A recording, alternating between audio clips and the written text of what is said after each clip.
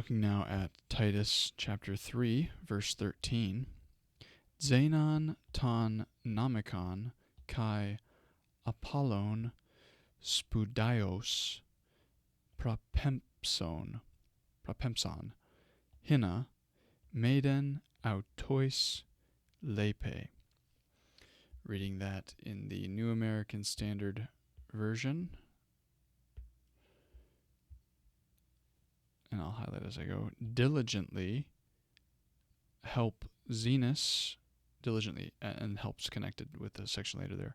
Help Zenos, the lawyer, and Apollos on their way. So help on their way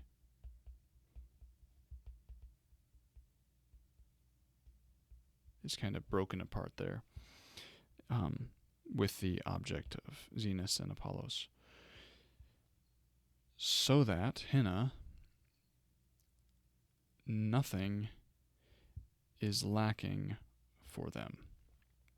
So that nothing is lacking for them.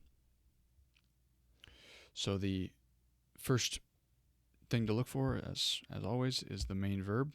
And in this case, the main verb we've already commented on briefly. It's another imperative verb. So this is second person singular. So Titus, send on their way. Propempo, that's the name of a very good podcast. To send on one's way, assist one to continue in a journey. So the idea of they are presumably with Titus at this point, or will soon be with Titus. Perhaps they're the ones that are delivering the letter. That's a very likely possibility. An associate of Paul, these guys, Zenos and Apollos, are here with this letter, delivering it to Titus. And then Titus is to send them on their way, as in contribute to the next leg of their journey, ensure they have everything they need, assist, help take care of practical matters, to send someone on in the direction in which he has already been moving, with the probable implication of providing help, is the way New Lunida describes that. So there is send them on their way. Send who? So that's the verb here, and then we have the object of Zenos and Apollos. Zenos is also here apparently a lawyer.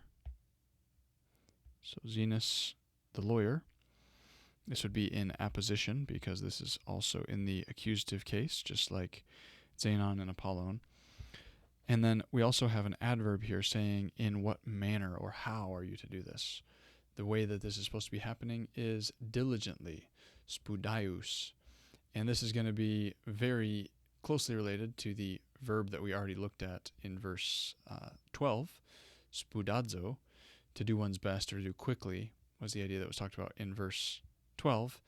And now the adverbial form, to do something eagerly, to earnestly, to zealously, to vigorously send them on their way, or as the NASB translates it, diligently.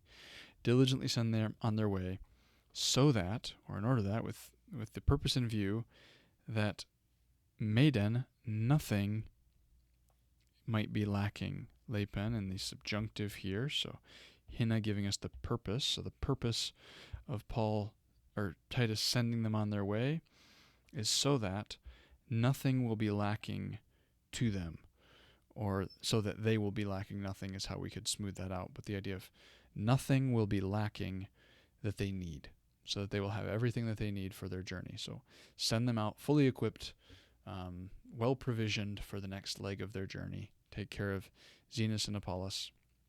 And this is just the practical implications of missionary support are hopefully apparent in this, that those that are going out for the sake of the name, as 3 John talks about, should also be supported well in that venture, and that we should be not sending out with lackluster and minimal care, but that those that are going out would be helped on their way to be done so diligently, and that we should ensure there's not a lack and a need for those that are continuing on in the work of the Lord. So obviously that's a very expansive implication from a very specific passage, but it is worth commenting on, and obviously it's there's a lot of contextual factors that go into that. I'm not saying that everyone that shows up bearing the name of Christ should therefore have open access to the church's missionary funds.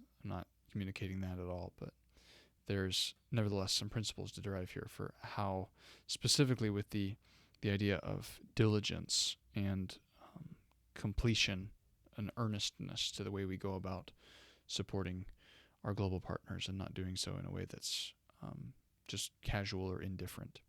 So that is Titus chapter 3, verse 13, and we will look at verse 14 next.